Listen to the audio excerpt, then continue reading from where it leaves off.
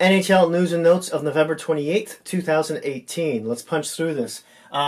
Philadelphia Flyers, their assistant general manager Pryor and the assistant coach Murphy were fired. Now, the Pryor was working with the organization since 1999. He started off as a pro scout. He bounced around, and when he did become the assistant GM, he also took on the duties of the player development as well.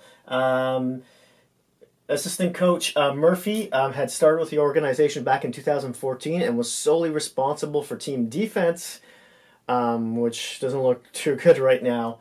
And that's all he did, and he's gone too. So I know Holmgren, the president of the Flyers right now, is sort of a tentative GM at the moment, while he looks for a replacement for Ron Hextall, and he hasn't fired the head coach Haxall.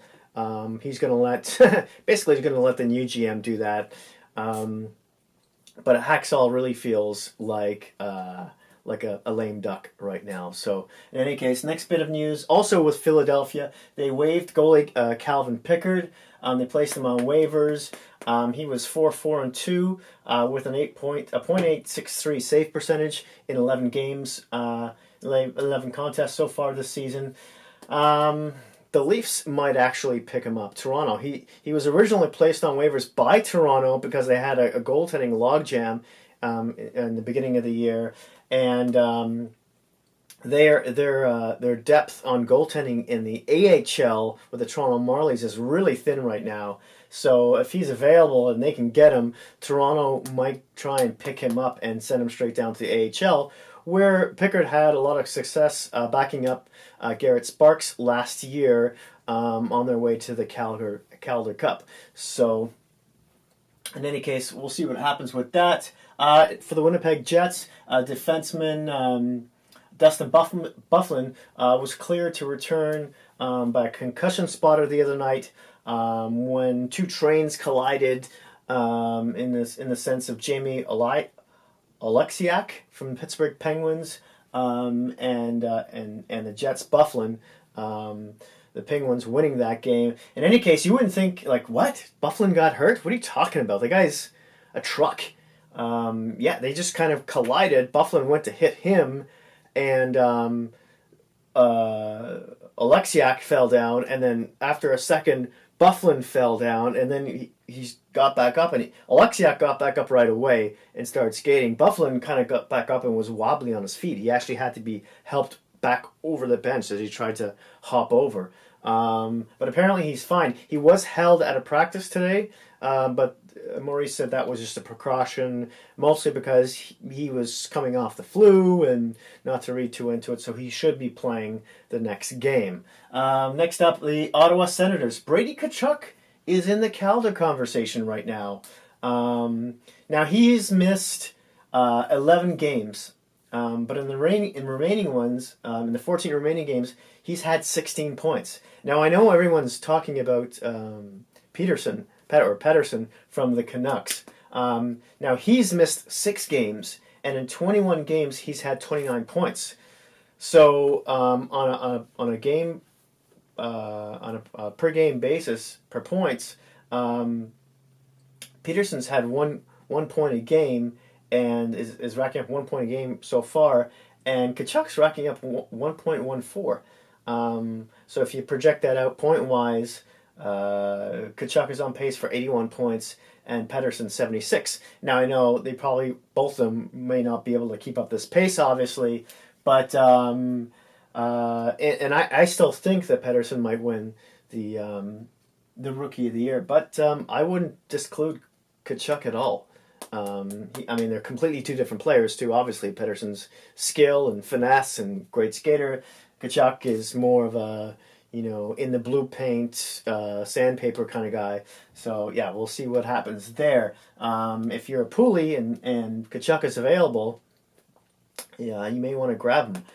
Think about that. For the Boston Bruins, defenseman Kevin Miller, who will miss approximately 5 weeks with a throat injury.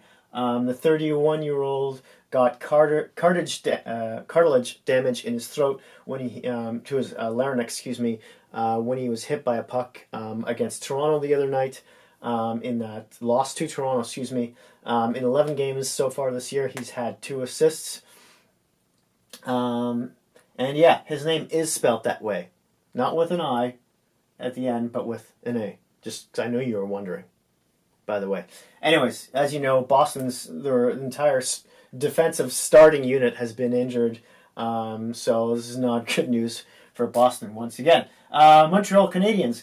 General manager Bergen has let defenseman Alzner's agent speak to other teams. Alzner was waived the other day, and he cleared waivers on Tuesday, that is. He's now in his second season of a 5-year contract worth about $4.625 million a year. Now, Claude. Now, in 8 games so far this year that he has played, because he's been benched, set in the press box for a lot of them, he's had 1 assist and has been a +2, and has had an average ice time of about 17 minutes and 36 seconds a game. Now, Claude Julien says, they hope to keep him.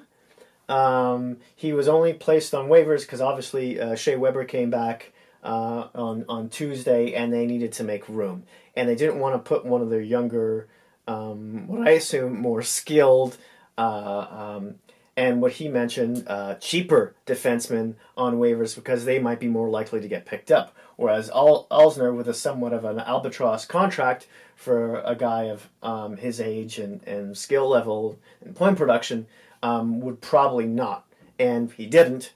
But in the same breath, his agent is trying to find him some playing time on another team. So Mark Bervin is open to that. So we'll see how that progresses. For the Toronto Maple Leafs, Austin Matthews is going to play tonight versus the San Jose Sharks. In 11 games that he's played this season, he's had 10 goals and 6 assists and was a -1. So that's exciting news. Frederic Gauthier will probably be bumped out of the lineup, but by the time you see this, the game will be on. So that's really exciting for Toronto fans. For me, because I'm a Toronto fan. On a little side note for Toronto, if you missed the last game, Patrick Marleau hit his 1,600 game mark, and there's only apparently he's 11th all time on a list of players to play that many games. So yeah, he'll be playing his 1,601 game tonight. Next up on the news, Ottawa Senators. I'm sorry, I wish I had some good news for you, Ottawa fans. The Senators are unhappy with the city mayor at the moment because of some comments that he made. He said that the Senators wanted the city to pay for the new arena. And the Senators said right away, that's inaccurate. He didn't say that wasn't true. He said that was inaccurate. So maybe they wanted them to pay for a portion of it. I'm not so sure yet. We'll see when the more details come out later. But the CEO also happened to mention that the city's kind of been doing a double standard in the sense that the CFL team, the Red Blacks, the city of Ottawa had chipped in almost half the amount of money to build their stadium. And as food for thought, he let that float in the air. Next up, the LA Kings. Jonathan Quick has been practicing with the team of late and could be returning very soon.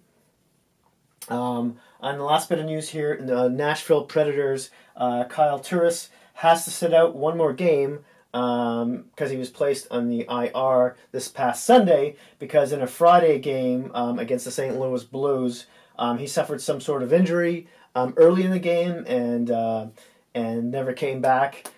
And so the earliest he can play will be this Saturday, I believe, against Chicago. So he's going to miss the Arizona game, which I believe is on either today or tomorrow. And then he could come back as early on Saturday versus Chicago. We're not so sure yet. Today's games, we're looking at St. Louis Blues versus the Detroit Red Wings, the Anaheim Ducks versus the Florida Panthers, the San Jose Sharks versus the Toronto Maple Leafs, the Dallas Stars versus the Calgary Flames, and the Pittsburgh Penguins versus the Colorado Avalanche. Little Shakespeare for you. Anyways, thank you so much for watching. Hit like if you like this video. Smash that subscribe button. Although that's more of a stab. Smash that subscribe button if you haven't already. And if you happen to know any hockey geeks, please don't feel shy about sharing. Thanks again, and I'll see you soon.